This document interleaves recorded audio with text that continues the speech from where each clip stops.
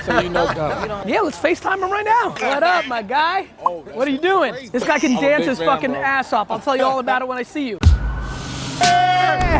You got your perspective. I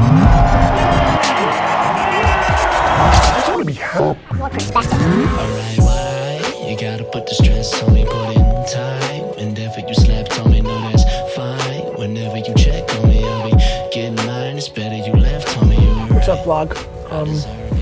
7 a.m. flight from New York to LA, here for the digital upfronts for Pure Wow and 1:37 p.m. We're going to some events now, promoting all our things for 2019 so that advertisers and brands can get excited and spend with us.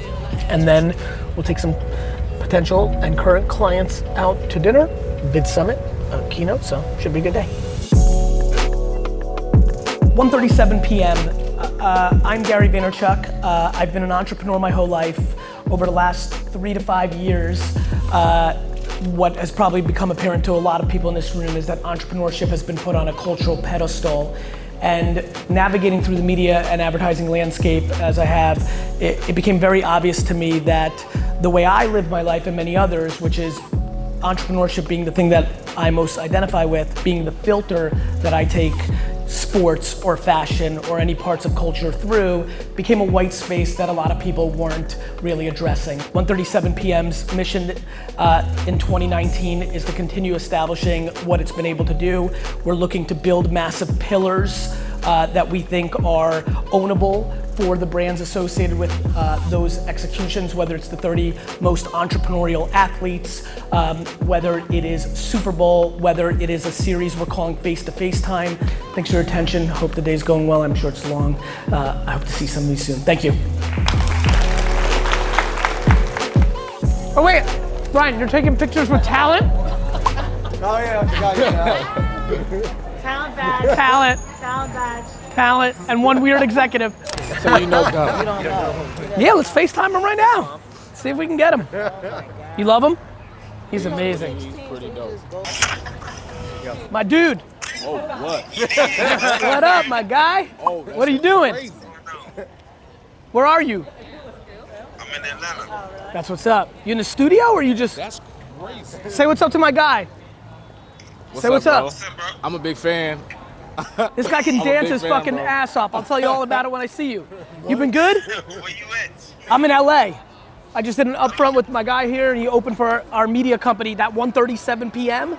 That new site where I'm like just gonna write a ton of shit about you. I'll tell you all about it when I see you next, man. I've been watching, man. I'm real happy for you, man. I'm so fucking proud for you.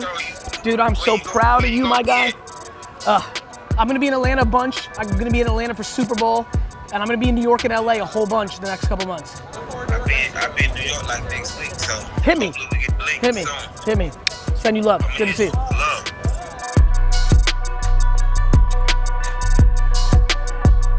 Fucking mugs, coffee mugs, Hammonds. Coffee mugs. They're at every fucking garage sale for 25 cents. And they're all worth $4 to $30. It's fucking ridiculous. Stuffed animals and coffee mugs are more likely to get these stuffed animals and coffee mugs are more likely to get the 99% to the place they want to get to than their fucking bullshit brand, streetwear brand, and fucking startup app. That's the fucking truth.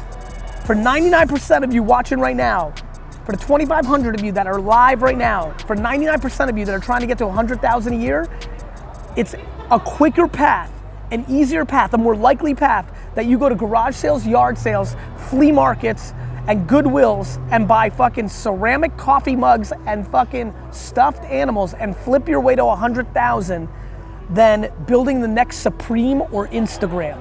That's fucking facts. Make it loud, much louder. My dog on the body, they got it on film. And still rocking Gucci watches in the pen.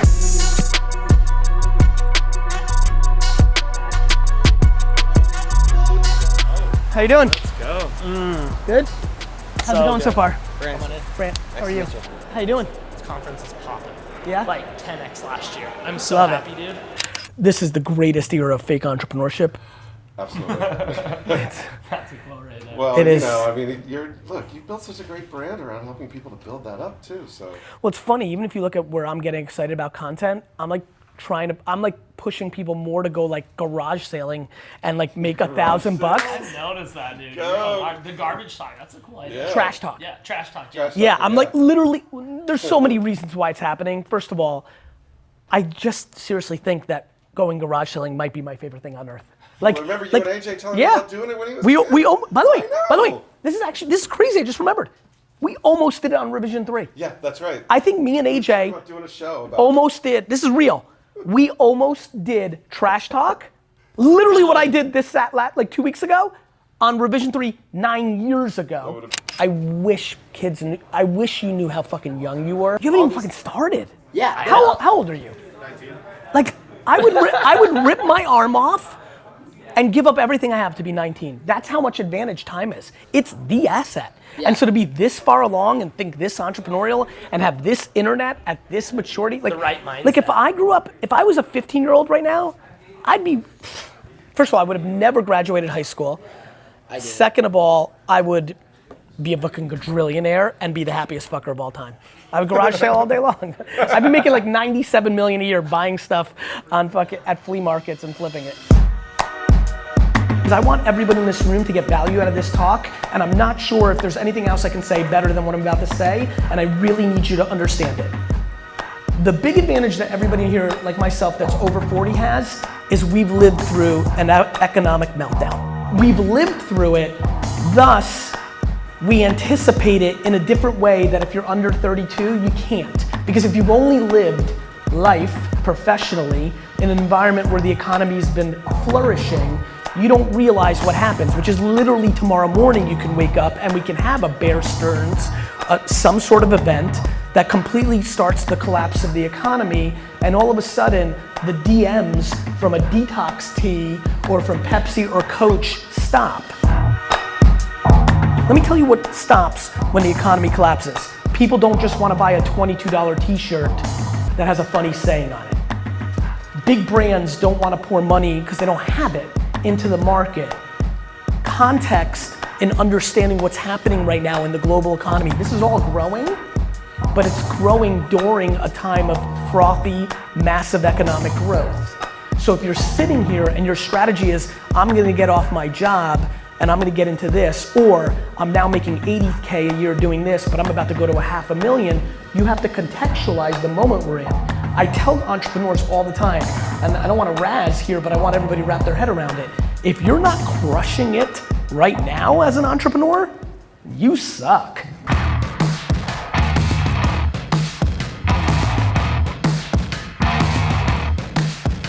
Everybody here, if you're lucky enough to have a very elderly family member, and or if you just want to give back and go to a retirement home, go spend time with it. I think the reason I have wisdom is from a very young age, for who knows why. As a kid, I would go to the playground and my friends would have like their grandparents visit, and you know, this is just down to like DNA, like unexplainable shit. I would like run off the playground and like sit with like 80-year-olds and be like, ask random ass shit. I've always been so gravitating towards that. What it taught me is the only thing I don't want to have is regret. Yeah. Regret is poison. It's poison. So like I'd rather lose and have all of you laugh at me than sit at 91 on a bench and be like, fuck, I really wish I had that person follow me around with a camera, or whatever it may be, you know? So like just don't have regret. Yes. Cool. Awesome, take care everyone. Thanks everyone.